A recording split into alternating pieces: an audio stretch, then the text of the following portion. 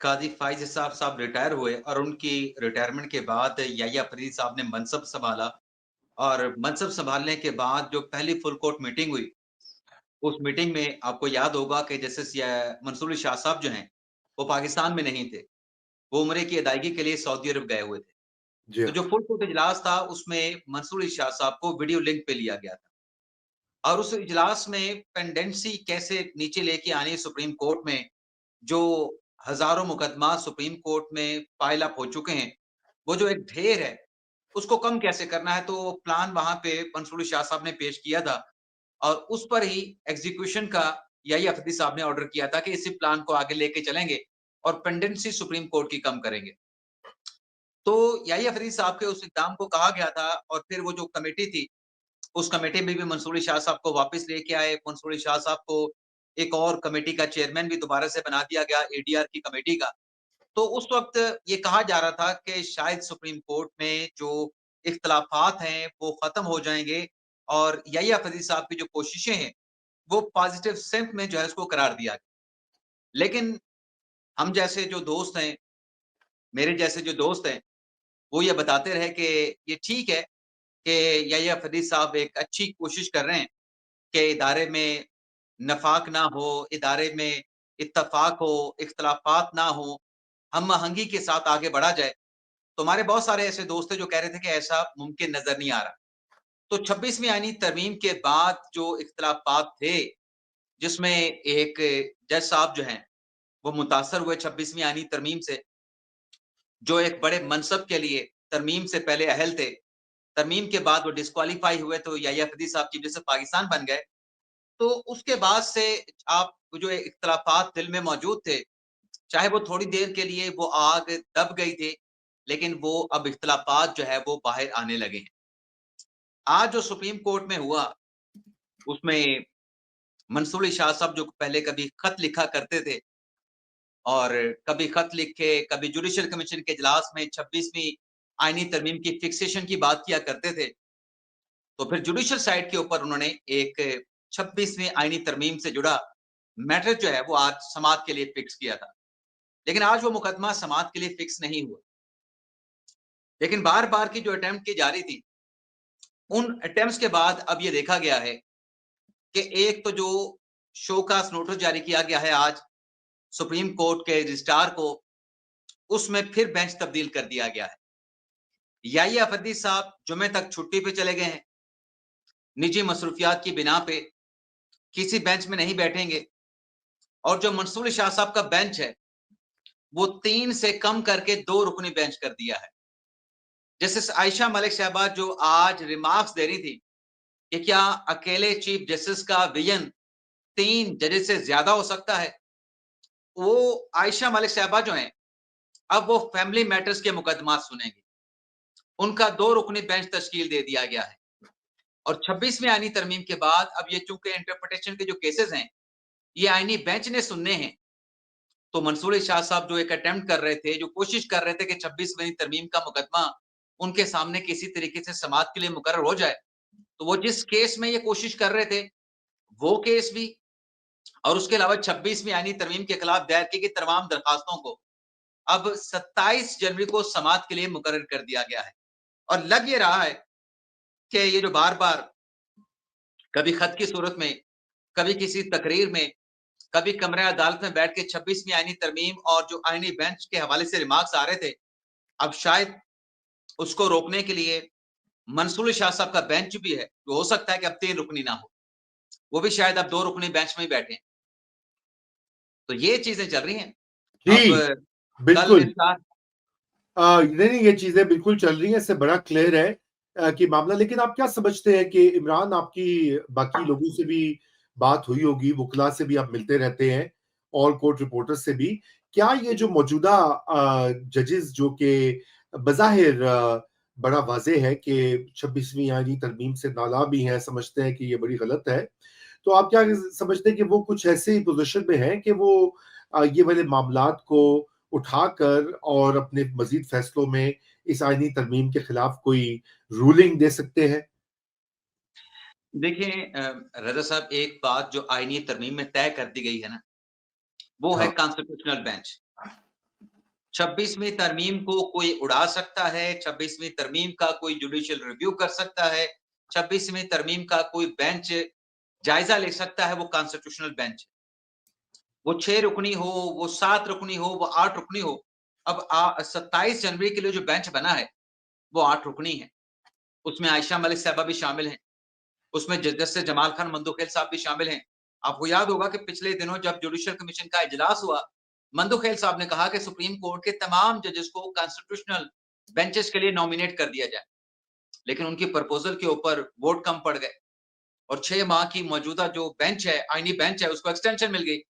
तो अगर कहीं पे जजेस की सोच पाई भी जाती है, सिर्फ वही जजेस, वही बेंच सुन सकता है जो कॉन्स्टिट्यूशनल बेंच में बैठ सकते हैं। उसके अलावा 26वीं आईनी तरमीम के जरिए जो रेगुलर बेंचेस हैं, उनको तो डिबार कर दिया गया है। वो ये केस सुन ही नहीं सकते। कॉन्स्टिट्यूशनल मतलब जज जो हैं, वो आइन के पाबंद हैं, अपने हलफ के पाबंद हैं।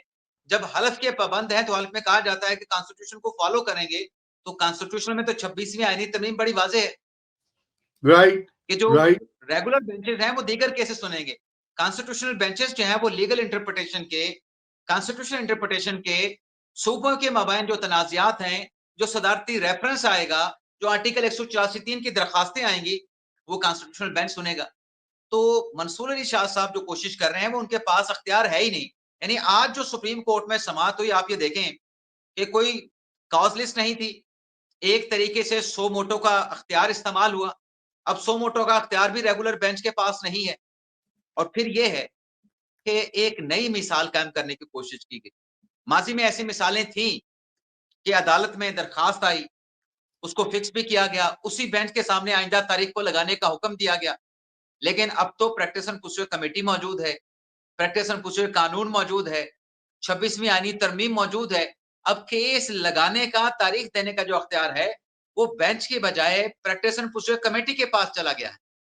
अब कल जो केस लगना है, जिसमें एडिशनल रजिस्ट्रार साहब को बुलाया गया है, अब उसमें जो मुझे नजर आ रहा है, वो ये होगा कि एडिशनल रजिस्ट्रार आकर सुप्रीम कोर्ट में ये कहेंगे कि माय लॉर्ड, सरकार, हमने आपके ऑर्डर पर अमल दरामद कर दिया था।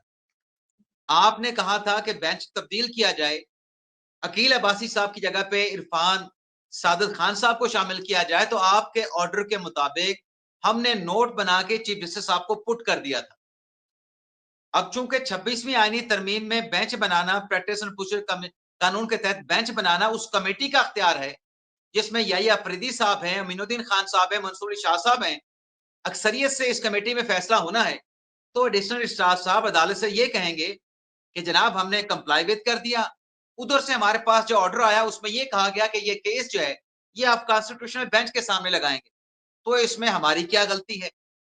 कॉन्स्टिट्यूशनल बेंच के लिए तारीख जो है वो 27 जनवरी की दस्तयाब थी। हमने 27 जनवरी को उनके सामने लगा भी दिया। तो हमारी तरफ से तो आपके ऑर्डर की वायलेशन नहीं हुई, क्योंकि कानून कहता है कि बेंच बनाना जो है, वो कमेटी का अख्तियार है। और आज की समाअत में मंसूर शाह साहब ने भी ये कहा कि अगर बेंच तब्दील करना था, बेंच तब्दील कर देते, लेकिन केस तो आज समाअत के लिए फिक्स कर देते। तो इस पे भी रजिस्ट्रार साहब कह सकते हैं, कल आके कह सकते हैं कि कल के लिए, परसों के लिए या इस पूरे हफ्ते में कॉन्स्टिट्यूशनल बेंच दस्तयाब नहीं था, तो हमने 27 जनवरी को पहली अवेलेबल जो डेट थी, उसमें वहां पे लगा दिया। और फिर हाँ, इसमें एक और चीज भी है, रजा साहब, आप मुझसे ज्यादा कोर्स को जानते हैं। इसमें एक और चीज भी है। चलें, शाह जी कहते हैं कि मैंने प्रोसीड करना है, क्या होगा? मैक्सिमम माफी होगी, माफी नहीं होगी तो सजा हो जाएगी। तो मैंने अदालत की सजा हो जाएगी ना रूमी साहब। तो हाँ, उस हाँ, हाँ। एडिशनल रजिस्ट्रार के पास फिर इंट्रा कोर्ट अपील का अख्तियार तो है ना। इंट्रा कोर्ट अपील जब आनी है, वो याहिया अफरीदी साहब ने फिक्स करनी है किस बेंच के सामने। तो वहां पर फिर रिलीफ मिलने का इम्कान भी मौजूद है, अगर कन्विक्शन हो जाती है। तो फिर इन इन हालात में किसने क्या खोया, किसने क्या पाया, ये फिर आप के नाजरीन फैसला करें और आप फैसला करें। नहीं, फैसला तो वक्त कर ही देगा इमरान, लेकिन आप मुझे ये बताइए, ये मामला कितना शदीद है मौजूदा जो चीफ जस्टिस है उनके लिए, क्योंकि सारी बात है, उनकी रिट का भी यहाँ पे एक सवाल उठता है कि वो उनको कोर्ट चलानी है, मैनेज करने मामलात। अगर चंद एक जजेस जो हैं वो उनसे बज़ाहिर इत्तेफाक नहीं कर रहे और वो समझ रहे हैं कि जो उनकी पॉलिसी है जिस पर वो गामजन है या जो भी, वो ठीक नहीं है। तो क्या ये एक चैलेंज या एक खतरा हो सकता है मौजूदा चीफ जस्टिस के लिए? देखें रज़ा सर, यहाँ पर हमारे बहुत सारे साथी जिनकी रोज़ ओपिनियन चेंज होती है, जो कभी कहते हैं कि चीफ जस्टिस याहिया अफरीदी के पास कोई अख्तियार नहीं और फिर जी। दूसरे दिन जब वो याहिया अफरीदी साहब अपना अख्तियार दिखाते हैं, फिर कहते हैं कि ये याहिया अफरीदी साहब ने ज़्यादती कर दी है। याहिया अफरीदी साहब ने आईन और कानून को बलाए ताक रख दिया है। मैं 2 दिन पहले सुन रहा था, जिसमें कहा जा रहा था याहिया फरीद साहब के पास क्या अख्तियार है, ये तो सुप्रीम कोर्ट की बिल्डिंग की सफाई-सुथराई के मामलात को देखते हैं। आज वही दोस्त कह रहे थे कि याहिया फरीद साहब ने ये क्या कर दिया। अब बात तो आईन और कानून है। जज का अपना कहा गया कोई बात, कोई रिमार्क्स कानून नहीं बन सकती। जजेस ने तो फॉलो करना है आईन और कानून को। तो यहाँ हाँ, पर अगर कोई हालात ऐसे बनते हैं, आज भी तो देखना हालात बने ना, सुप्रीम कोर्ट में कुछ दौड़ें तो लगी हैं, चाहे स्टाफ की लगी हैं, लेकिन उसका एक बहरहाल हल निकाला गया है कि आयशा मलिक साहबा जैसे मैंने कहा कि अब वो फैमिली मैटर्स सुनेंगी।